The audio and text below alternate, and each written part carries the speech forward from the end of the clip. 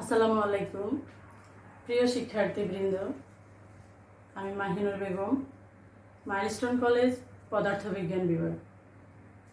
শিক্ষার্থীবৃন্দ, কেমন আছো তোমরা? আশা করি আল্লাহর রহমতে ভালোই আছো। তবে বিশ্বব্যাপী মহামারী করোনা ভাইরাস পরিস্থিতিতে একটু কষ্টে আছো বাসায় থেকে তোমরা। যত কষ্টই হোক না কেন, এই কষ্টটা মোকাবেলা করতে হবে আমাদেরকে, বাসায় থেকে, নিরাপদে থেকে, সুস্থ থেকে।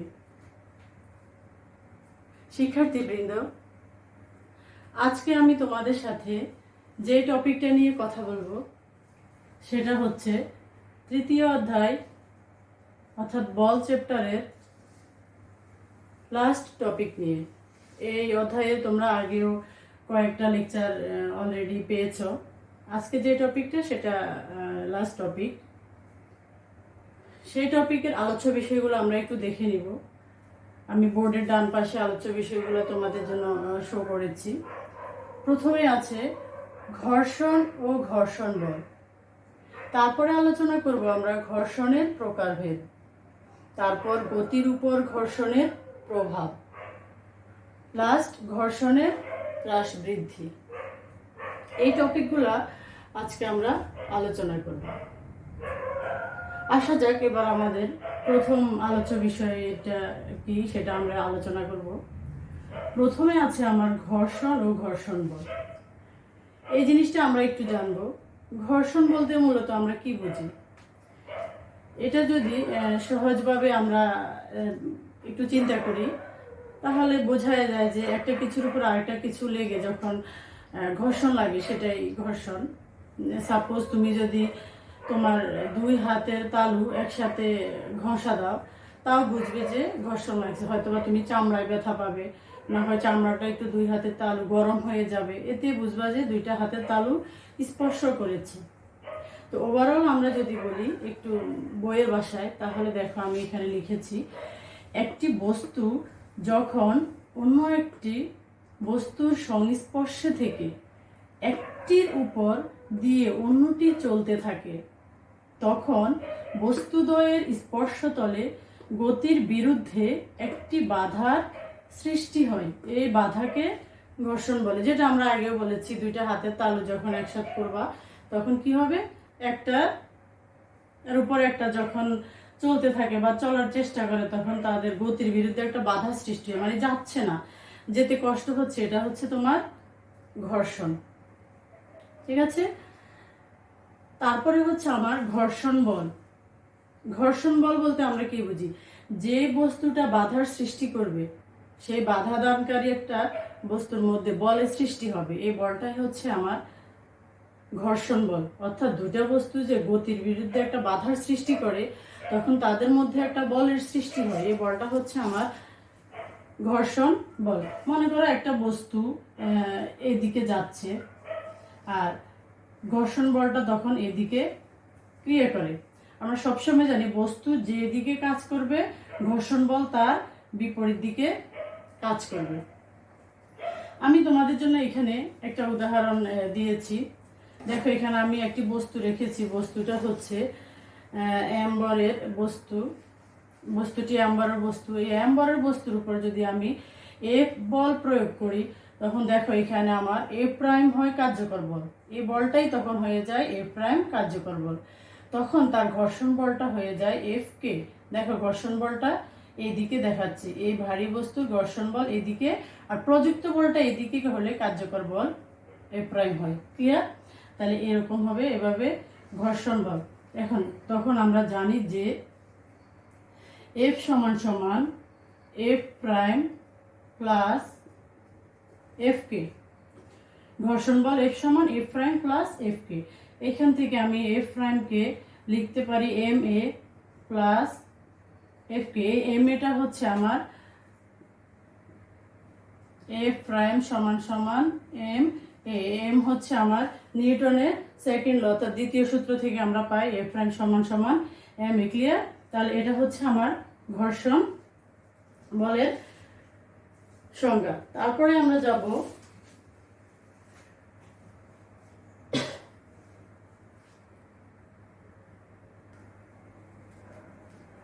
তাহলে দেখো শিক্ষার্থীবৃন্দ, আমাদের প্রথম টপিকটা গেল ঘর্ষণ ও ঘর্ষণ বল। এখন আমরা আলোচনা করব ঘর্ষণের প্রকারভেদ। দেখো এখানে আমি দিয়েছি ঘর্ষণের প্রকারভেদ। ঘর্ষণ সাধারণত 4 প্রকারের হয়।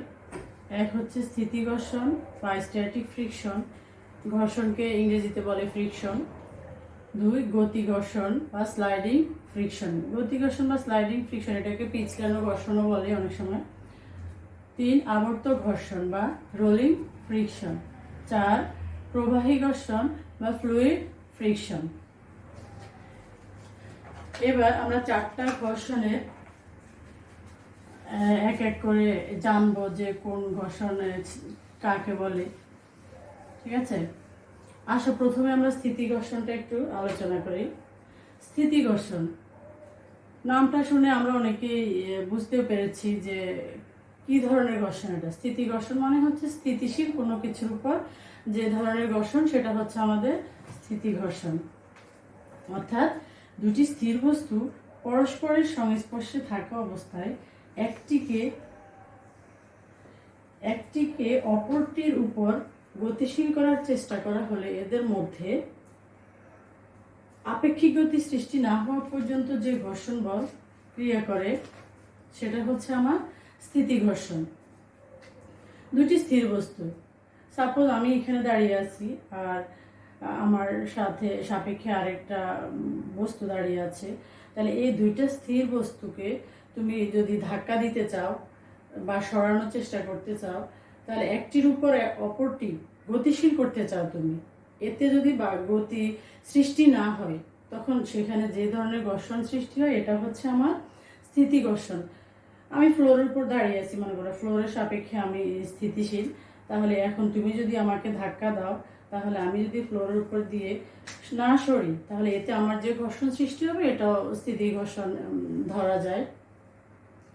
তারপরে হচ্ছে সেকেন্ড যে জিনিসটা আমরা আলোচনা করব, গতি ঘর্ষণ বা স্লাইডিং ফ্রিকশন, একে পিছলানো ঘর্ষণও বলে। পিছলানো ঘর্ষণ বা গতি ঘর্ষণ হচ্ছে একটা বস্তু যখন অন্য একটি বস্তু বা তলের উপর দিয়ে পিছলে যায় বা পিছলে পড়ে যায়, তখন সেখানে যে ঘর্ষণের সৃষ্টি হয় সেটা হচ্ছে পিছলানো ঘর্ষণ। বা একটা গতিশীল বস্তু যখন একটা বস্তু বা তলের উপর দিয়ে চলার সময় পিছলে পড়ে যায়, তখন সেটা হচ্ছে তার গতি ঘর্ষণ। সাপোজ তুমি সাইকেলের একটা ব্রেক চেপে ধরলে, তখন সাইকেলের চাকাকে চেপে ধরে ব্রেকটা, এবং গতি ঘর্ষণের কারণে কি হয়, ঘুরন্ত চাকাকে থামিয়ে দেয়। এই ঘুরন্ত চাকাকে থামিয়ে দেয় কে? গতি ঘর্ষণের কারণে ব্রেকটা। গতি ঘর্ষণ কি হয়, আবার অনেক সময় তুমি সাইকেলের ব্রেকটাকে চেপে ধরলা, তখন এই যে গতি ঘর্ষণ সৃষ্টি হয়েছে, এতে তোমার যে ব্রেকের যে হ্যান্ডেলটা তুমি চেপে ধরলা, এটাই তোমার সেই গতি ঘর্ষণের এক্সাম্পল। গতি ঘর্ষণ ওজনের উপর নির্ভর করে। ওজন যত বেশি হবে তোমার গতি ঘর্ষণও তত বেশি হবে।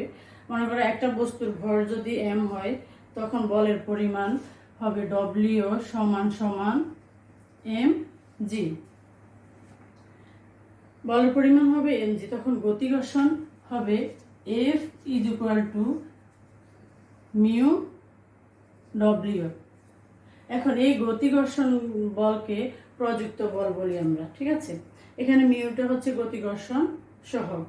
এই F সমান মিউ W দিয়ে আমরা ম্যাথ করব পরবর্তী টপিকে বা লাস্টে লেকচারে। ঠিক আছে, তারপরে হচ্ছে আমার থার্ড নাম্বার প্রকারভেদ যেটা, সেটা হচ্ছে আবর্ত ঘর্ষণ।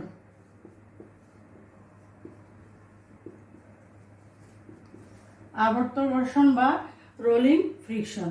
আবর্ত ঘর্ষণ বলতে আমরা মূলত যেটা বুঝি, গড়িয়ে গড়িয়ে পড়া বা রোলিং হচ্ছে এমন কিছু। এখন তুমি সেটা কি বিবেচনা করতে পারো, সাপোজ তুমি ফ্লোরের উপর একটা মার্বেল যদি ছেড়ে দাও, ফ্লোরের উপর যদি একটা মার্বেল ছেড়ে দাও, তখন কি হবে, মার্বেলটা টুকটুক করে পড়তে পড়তে অনেক দূর চলে যাবে, এটা তোমার আবর্ত ঘর্ষণ। বা একটা ফুটবল তুমি ছেড়ে দিলা, তখন কি হবে, ফুটবলটা গড়াতে গড়াতে চলে গেল। তখন আবার আরেকটা মার্বেল বা ফুটবলকেই ধরো তুমি, একটা ডালু কিছুর উপর দিয়ে উপর থেকে যদি ছেড়ে দাও, তখন সে গড়াতে গড়াতে কি হলো, নিচে চলে গেল। তাহলে আবর্ত ঘর্ষণের সংজ্ঞাটা যদি আমরা বলি, যখন একটি বস্তু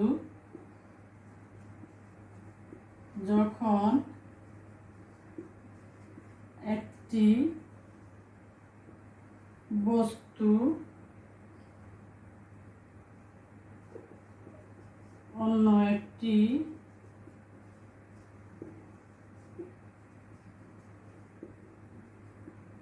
তলের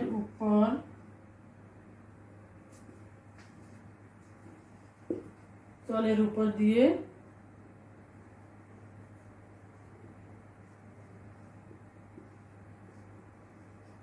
গড়িয়ে চলে, তখন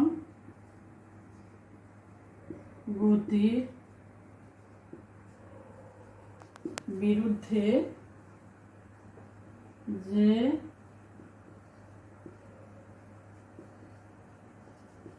ঘর্ষণ সৃষ্টি হয় তাকে আবর্ত ঘর্ষণ বলে। ঠিক আছে, লাস্ট যেটা সেটা হচ্ছে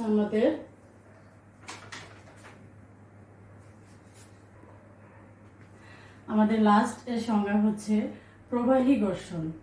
প্রবাহী ঘর্ষণটা আমরা একটু দেখার আগে মুখে মুখে যদি আমরা ডিসকাস করি, প্রবাহী ঘর্ষণ বলতে মূলত বোঝা যায় প্রবাহিত হচ্ছে এমন কিছুর উপর যে ধরনের ঘর্ষণ, সেটা হচ্ছে প্রবাহী ঘর্ষণ। এখন তুমি একটু ভাবো যে প্রবাহিত হয় এমন বস্তু বা পদার্থগুলো কি, তাহলে আমি যদি চিন্তা করি যে পানি প্রবাহিত হয়, তারপরে হচ্ছে তরল প্রবাহিত হয়, বায়বীয় পদার্থগুলিও প্রবাহিত হয়, ওভারঅল হচ্ছে আমার লুব্রিকেন্টস জাতীয় পদার্থগুলি প্রবাহিত হয়। তাহলে সেই প্রবাহিত পদার্থগুলি প্রবাহিত হতে যে ঘর্ষণ সৃষ্টি করে সেটা হচ্ছে আমার প্রবাহী ঘর্ষণ। অর্থাৎ যখন কোনো বস্তু যে কোনো প্রবাহী পদার্থ, সেটা হতে পারে তরল বা বায়বীয় পদার্থের মধ্যে গতিশীল থাকে, তখন যে ঘর্ষণ ক্রিয়া করে তাকে প্রবাহী ঘর্ষণ বলে। যেমন তুমি যদি পুকুরে সাঁতার কাটার সময় পানির মধ্য দিয়ে একটা বাধাকে তোমাকে অতিক্রম করতে হয়। যারা পুকুরে সাঁতার কেটেছ এটা সবাই মোটামুটি পরিচিত, কারণ পানিকে পিছনে হাত দিয়ে থাপড়ে থাপড়ে তোমাকে সামনে আগাতে হয়, তাহলে সেটা একটা বাধা, এই বাধাকে অতিক্রম করতে হয়, যার জন্য সেটা একটা প্রবাহী ঘর্ষণ। ঠিক আছে, এখানে তুমি একটা কোশ্চেন পেতে পারো যখন অনুধাবন করতে যাবা, বা ঘর্ষণ কত প্রকার ও কি কি, বা ঘর্ষণের প্রকারভেদগুলি আলোচনা করো, বা আসতে পারে প্রবাহী ঘর্ষণ কাকে বলে। ঠিক আছে, এভাবে কোশ্চেন থাকতে পারে। শিক্ষার্থীরা, এবার আমরা যে টপিকটা নিয়ে আলোচনা করব সেটা হচ্ছে গতির উপর ঘর্ষণের প্রভাব। এবার খেয়াল করো, আমরা ঘর্ষণ ও ঘর্ষণ বলটা পড়েছি, ঘর্ষণের প্রকারভেদ, 4টা প্রকারভেদ জেনেছি। এবার হচ্ছে গতির উপর ঘর্ষণের প্রভাবটা একটু দেখব। গতির উপর বলতে আমরা বুঝি যে সব ধরনের যানবাহনের কথাই এখানে মূলত বলা হয়েছে। এই যানবাহন বা কোন ধরনের গতির উপর কি ধরনের প্রভাব ফেলে এই ঘর্ষণ, এই কথাটাই বলবো। তাহলে সেটা যদি আমরা দেখি, তাহলে 3 ধরনের প্রভাব পড়ে ঘর্ষণের। এক হচ্ছে টায়ারের পৃষ্ঠ, এই বিষয়টা আমরা একটু আলোচনা করব। 2 হচ্ছে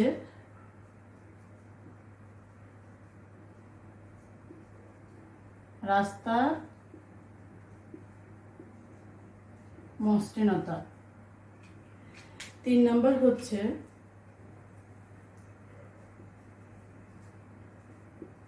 গতি নিয়ন্ত্রণ এবং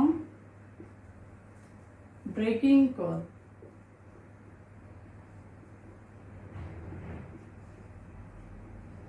ব্রেকিং বল। ঠিক আছে, প্রথমে আসে আমরা টায়ারের পৃষ্ঠটা একটু আলোচনা করি। টায়ার আমরা মোটামুটি সবাই চিনি, গাড়ির চাকা বা টায়ার এটাকে বলে, সাইকেলের চাকা বা টায়ার। রাস্তায় যখন গাড়ি চলে এটা একমাত্র সম্ভব হয় কিভাবে বলো? গাড়ির টায়ার এবং রাস্তার মধ্যবর্তী ঘর্ষণের কারণে। টায়ারের যে রাবার আছে তার উপর দেখো বিভিন্ন ধরনের নকশার খাঁজ কাটা থাকে, এটা আমরা সবাই লক্ষ্য করেছি। এই খাঁজ কাটাগুলো থাকার কারণে টায়ারের পৃষ্ঠটা কি হয়? উঁচু নিচু হয়, যাতে ঘর্ষণটা বেড়ে যায়। যদি এই ঘর্ষণ না থাকতো তাহলে গাড়ির চাকা কি হতো? পিছলে যেত এবং গাড়িটা সামনে যেতে পারতো না। ঠিক আছে। আবার দেখো ড্রাইভাররা অনেক সময় এই রাস্তায় গাড়ি চলার সময় কি হয়? তার গাড়ির চাকার দিকে বারে বারে খেয়াল করে। এটা তোমরা হয়তো বা অনেকে লক্ষ্য করেছ। এটা দেখে যে গাড়ির চাকাটা যখন নতুন কিনা হয় তখন তার এই খাঁজ কাটাগুলো একদম স্পষ্ট থাকে, বা যখন আস্তে আস্তে চাকাগুলো রাস্তায় চলে তখন রাস্তার সাথে চাকার এই ঘর্ষণের কারণে চাকাগুলো সমতল হয়ে যায়, খাঁজ কাটা। তখন ওই যে সামনে যেতে পারে না বা পিছলে যায়, তখন কি হয়? চাকাটা চেঞ্জ করে ফেলে।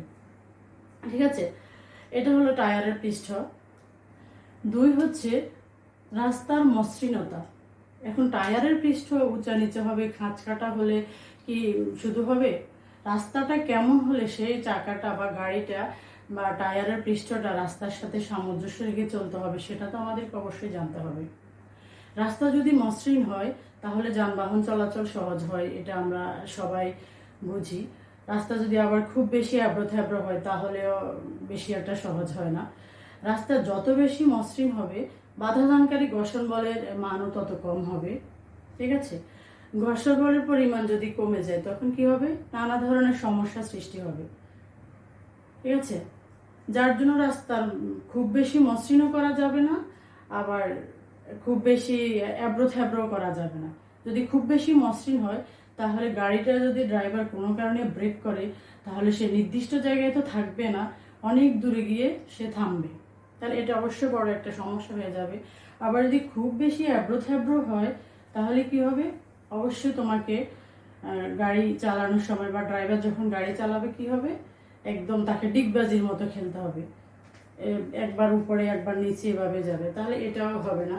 তাহলে এমনভাবে মসৃণ করতে হবে যাতে গাড়ি ব্রেক করলে নির্দিষ্ট স্থানে গাড়িটা থামে বা সামঞ্জস্যটা রাস্তার সাথে গাড়ির ঠিক থাকে। তাহলে গাড়ির গতির জন্য ঘর্ষণটা খুব বেশি গুরুত্বপূর্ণ, এটা আমরা বুঝতে পারছি।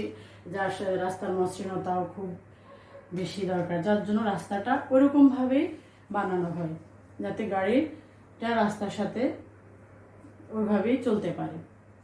ঠিক আছে। 3 নাম্বারটা হচ্ছে গতি নিয়ন্ত্রণ এবং ব্রেকিং বল। রাস্তায় যখন যানবাহন চলে বা গাড়িগুলো চলে তখন কি হয়? প্রয়োজন অনুসারে একে কি করতে হয়? থামাতে হয়। ঘর্ষণের মাধ্যমে কি হয়? সেটা নির্দিষ্ট স্থানে যানবাহনকে নির্দিষ্ট স্থানে সম্ভব হয় থামানো। আর গতি নিয়ন্ত্রণ করে ড্রাইভার যখন রাস্তায় যখন গাড়ি চালায় তখন তার গতিটা মোটামুটি চাকার গতি বা ড্রাইভার গাড়ি চালানোর যে ব্রেকটা সেটা নিয়ন্ত্রণের মধ্যে রাখে। অনেক সময় দেখবা মোড়ের মধ্যে যখন গাড়িটা ঘোরানো হয় তখন ব্রেকটা চেপে ধরে রাখে, তার মানে এটা হচ্ছে যে সে গতিটা নিয়ন্ত্রণ করে রাখে।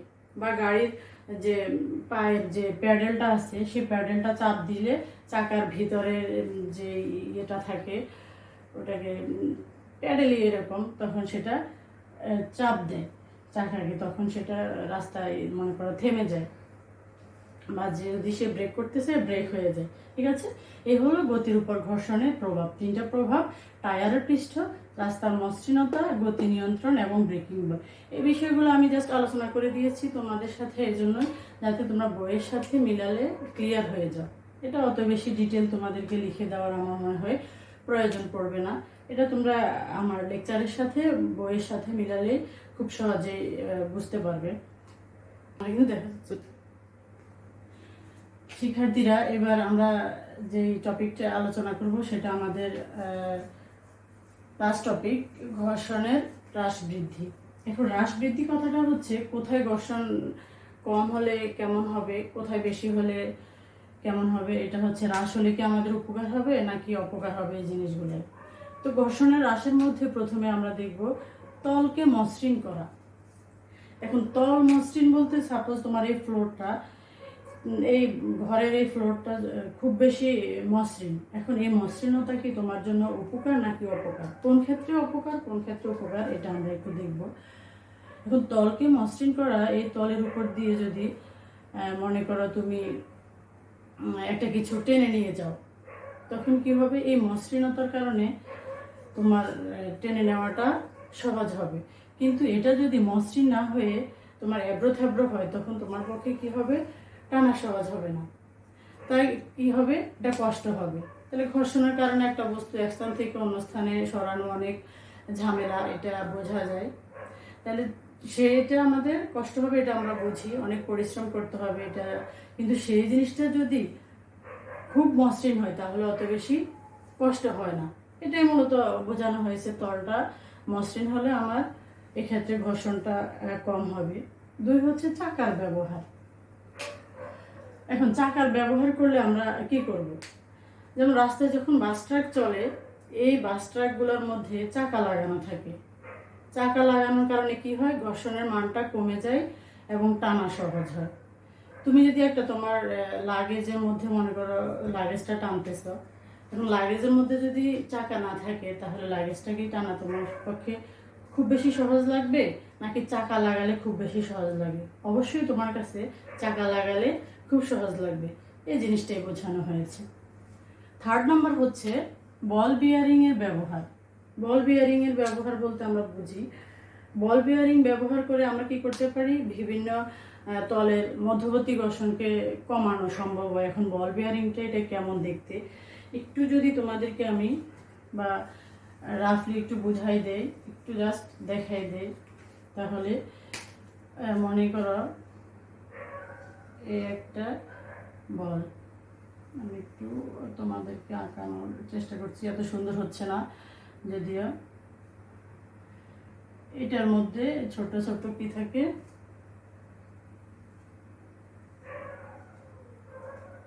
বল থাকে।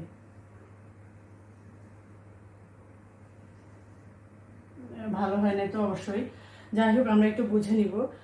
এই চাকাটার ভিতরে এই যে এই জিনিসটা বল, এটা তার মাঝখানের এই ঘুরন্ত চাকা, এটা ঘুরে, এটা তার সারাউন্ডিং সারফেস, পৃষ্ঠ, সারাউন্ডিং চারপাশের পৃষ্ঠ, তাহলে এই মাঝখানে যে যে গোল গোল গোল গোল বল, এটাই হচ্ছে মূলত বল বিয়ারিং। এটা একটা বিয়ারিং, এর মধ্যে বল দেওয়া আছে, তাই এটা একটা বল বিয়ারিং। বল বিয়ারিং হচ্ছে এক ধরনের ক্ষুদ্র মসৃণ ধাতব পৃষ্ঠ, এগুলো ইস্পাতের তৈরি। এটি কোনো যন্ত্রের গতিশীল অংশগুলোর কি করে মধ্যবর্তী স্থানে বসানো থাকে।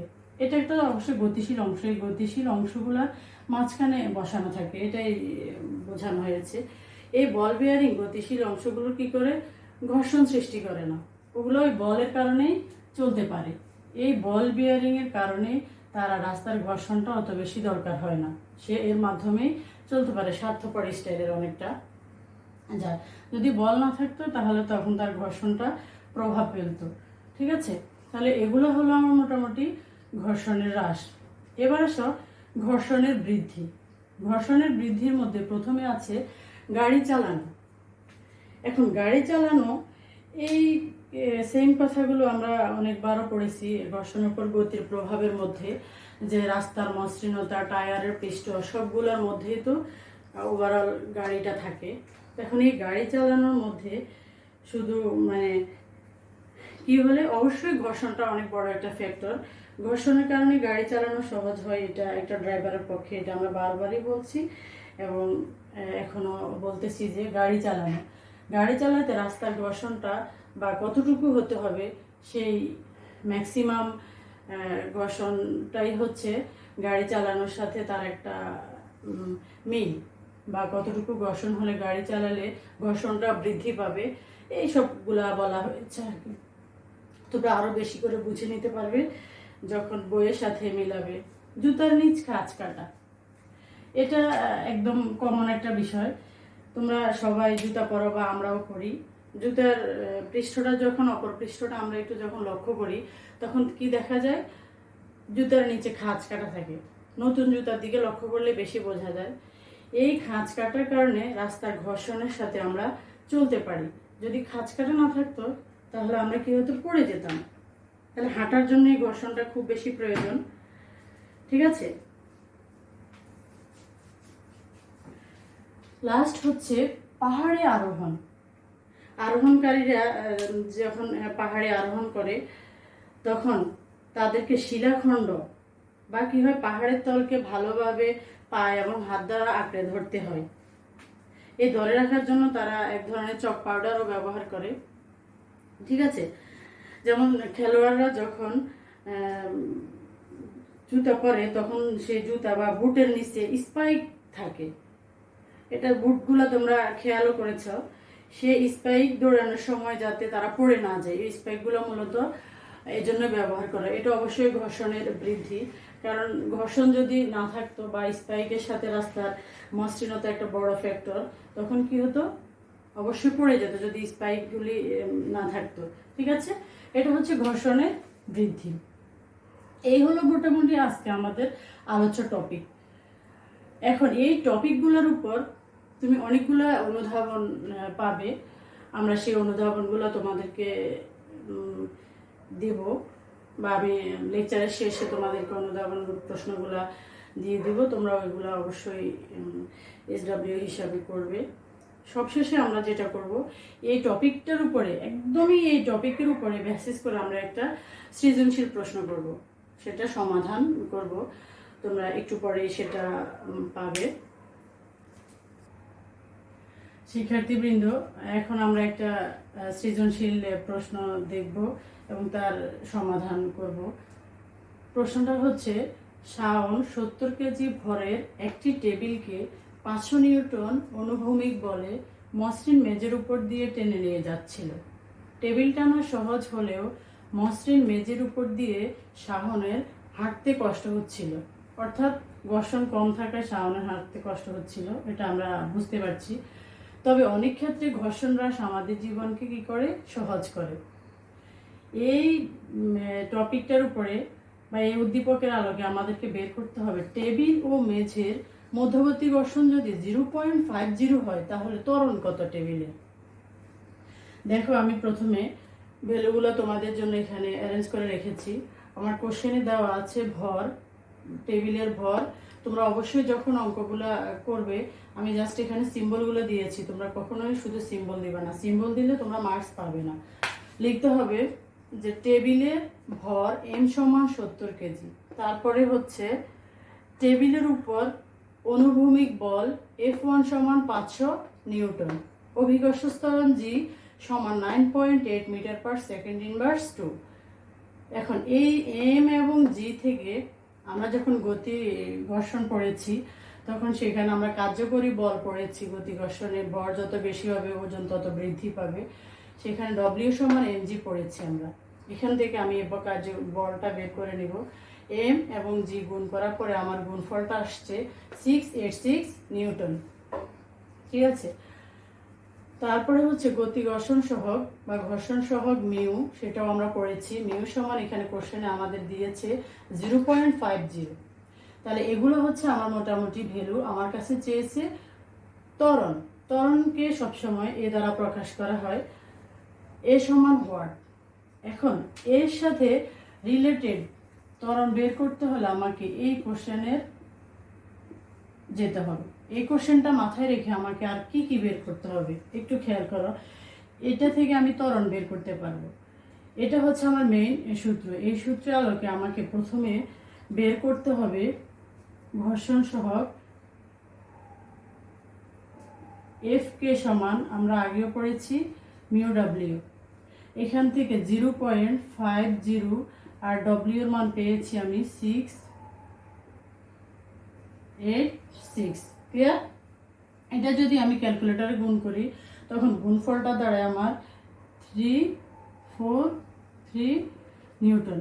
একটু লক্ষ্য করো, এখানে এই এফ কে একটা বল পেয়েছি আমি, আর এখানে F1 আর একটা বল পেয়েছি। ঠিক আছে, এবার এই দুইটা থেকে আমি কার্যকর বল, যেটা কার্যকর বল F সমান, আমরা একটা সূত্র জানি, সেটা হচ্ছে F প্রাইম অথবা F1 যাই বলো,